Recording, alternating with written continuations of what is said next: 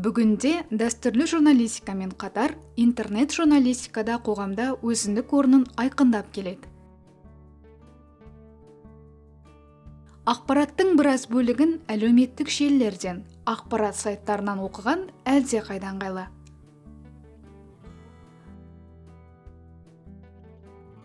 Ал Қазақстан азаматтары күнделікті ақпаратты қайдан алады?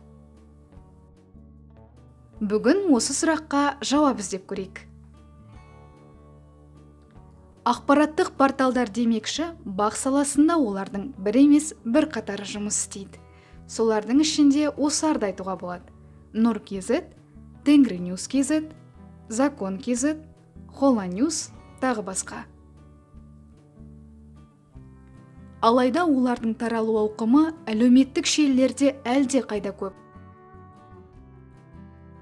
Бүгінде жасы да, кәрісі де әлеуметтік желілерді тұрақты қолданады. StatCounter Global Stats компаниясының 2019 жылдың қаңтары мен желтоқсан аралығындағы деректеріне сүйенсек, еліміздегі ең көп қолданысқа ие ВКонтакте желісі болып шықты. Үштіктің қатарына Facebook және Pinterest желілері қосылады. Ал олардың ішінде ақпараттық порталдардың әлеуметтік желілердегі қаралымы мынадай.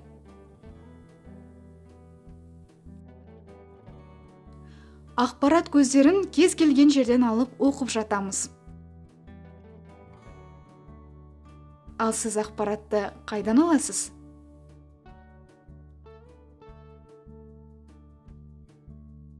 Оқыңыз, бақылаңыз, бірақ саралауды ұмытпаңыз.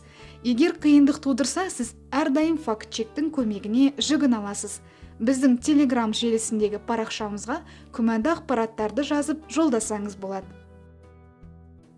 Жалған ақпаратпен бірге күресейік.